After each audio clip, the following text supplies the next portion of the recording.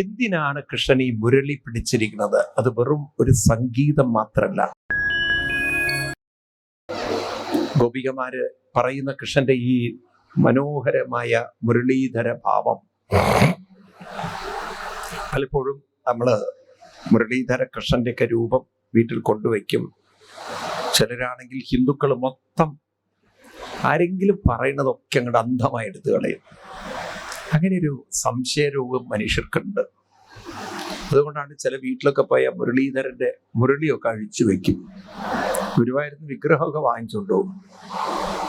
അതെന്താന്ന് ചോദിച്ചു കഴിഞ്ഞാൽ പറയും, അത് അവര് പറഞ്ഞു ഈ മുരളിയൊക്കെ വെച്ചാൽ കൃഷ്ണൻ സമ്പത്തൊക്കെ ഊതിക്കളയുന്നു. കൃഷ്ണൻ എന്തോ കുഴൽപ്പണത്തിന്റെ ഇടപാടുള്ള പോലെയാണ്.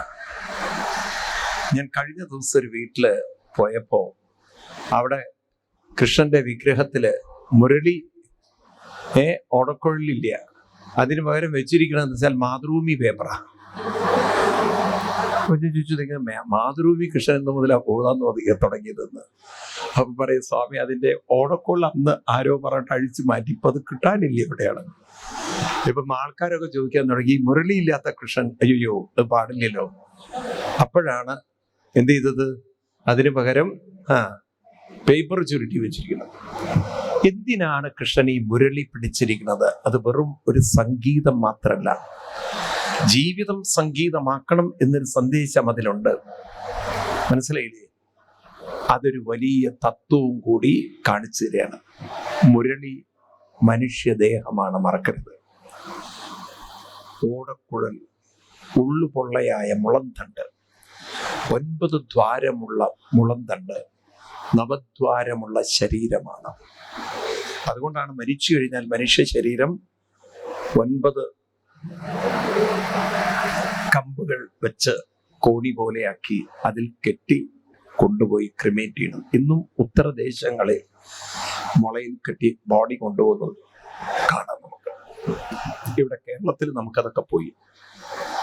പണ്ട് കാലത്ത് മുളയിലൊക്കെ കെട്ടിക്കൊണ്ടുപോകുന്ന ഒരു കാലം ഉണ്ടായിരുന്നോ? പഴയ കാലത്ത്. ഇന്നും നിങ്ങൾ കാശിയിലൊക്കെ പോയാൽ മുളയിലൊക്കെ കെട്ടിക്കൊണ്ടുവരുന്നത് കാണും. ഇല്ലേ? കണ്ടിട്ടുണ്ടായിരിക്കും. കണ്ടിട്ടുണ്ടോ? തമിഴ്നാട്ടിൽ ഇപ്പോഴും ഉണ്ട്. തമിഴ്നാട്ടിൽ തൊട്ടടുത്തത്. അപ്പം മുളന്തണ്ട്, 9 ദ്വാരമുള്ള മുളന്തണ്ട്. ഈ ശരീരം കേവലം ഒരു മുളന്തണ്ടാണ്. ഇതിലൂടെ ജീവന്റെ സംഗീതം ഊതുന്ന മുരളി ധരിച്ച കൃഷ്ണൻ, അതാണ് മുരളീധര കൃഷ്ണൻ. ആ കൃഷ്ണനെ നമുക്ക് കണ്ണുകൊണ്ട് കാണാൻ സാധ്യമല്ല. പക്ഷെ കൃഷ്ണനാണ് ഈ ജീവിതമാകുന്ന താളത്തെ, ജീവിതമാകുന്ന രാഗത്തെ, ജീവിതമാകുന്ന സംഗീതത്തെ ഇതിലൂടെ ഊതുന്നത്. അത് മറക്കരുത്. രാവിലെ ഉണർന്നിട്ടില്ലെങ്കിൽ എന്ത് സംഗീതമുണ്ട് ജീവിതത്തിന്? ഉണർത്തുന്നത് കൃഷ്ണൻ, നിലനിർത്തുന്നത് കൃഷ്ണൻ, ഉറക്കുന്നതും കൃഷ്ണനാണ്. നിങ്ങൾക്ക് കിടക്കാനേ പറ്റുള്ളൂ, ഉറങ്ങാൻ പറ്റില്ല. ഉറക്കത്തിലേക്ക് അങ്ങോട്ട് വഴുതി വീഴുമ്പോൾ ഒരാകർഷണം നിങ്ങളെ വലിച്ചെടുക്കണം. രാവിലെ ഉണരുമ്പോൾ ശരീരമല്ല നിങ്ങൾ ഉണർത്തുന്നത്, ശരീരം പിന്നെയാണ് ഉണർന്നു വരുന്നത്. മനസ്സിനെ ഉണർത്തിക്കൊണ്ടുവരാൻ മനസ്സിന് പിന്നിൽ ഒരു അനന്തബോധം ഉണ്ടാവണം. ശൂന്യതയിൽ നിന്ന് മനസ്സ് ഒരിക്കലും ഉണരില്ല. മനസ്സിനെ ഉണർത്താൻ ഒരു അനന്തശക്തി അവിടെ ഉണ്ടായേ പറ്റുള്ളൂ. അപ്പൊ ഈ ബോധം ഉണ്ടാവണം. എന്നെ ഉണർത്തിയ, അതായത് എൻ്റെ മനസ്സിനെ ഉണർത്തി ഈ മുളന്തണ്ട് പോലുള്ള ശരീരത്തിലൂടെ എന്നെ ചേർത്ത് ജീവിതത്തിൻ്റെ താളവും രാഗവും സംഗീതവും സ്നേഹവും എല്ലാം എന്നിലൂടെ ഊതുന്ന കലാകാരനാണ് ഭഗവാൻ കൃഷ്ണൻ.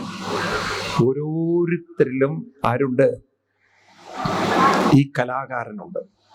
അതുകൊണ്ടാണ് താളാത്മകമായി ഹൃദയം പിടിക്കുന്നത്, താളാത്മകമായി ശ്വാസം അകത്തേക്ക് വരുന്നതും പുറത്തേക്ക് പോകുന്നതും. ഇതാര് നിശ്ചയിച്ചു? സ്വയം ഒന്ന് ചിന്തിക്കുക. ഈ ഹൃദയത്തിന്റെ താളം നിങ്ങളാണോ തീരുമാനിച്ചത്? ശ്വാസം എത്ര എടുക്കണം, ശ്വാസം എത്ര പുറത്തേക്ക് പോകണം, ഇതാര് തീരുമാനിച്ചു? ഓരോ പൾസിന്റെയും ആ ബീറ്റ്സുകൾ ആര് തീരുമാനിക്കുന്നു? ഇതൊന്നും പുറത്തല്ല തീരുമാനം. ഭാരതീയ ഋഷിവര്യന്മാരെ നമ്മളെ പഠിപ്പിക്കുന്നത് ഇതെല്ലാം ധരിച്ച ഒരു കൃഷ്ണൻ നമ്മളിൽ തന്നെ ഉണ്ട്. അപ്പൊ നിങ്ങളിൽ തന്നെയാണ് മുരളീധരൻ ഇരിക്കുന്നത്, മറക്കരുത്.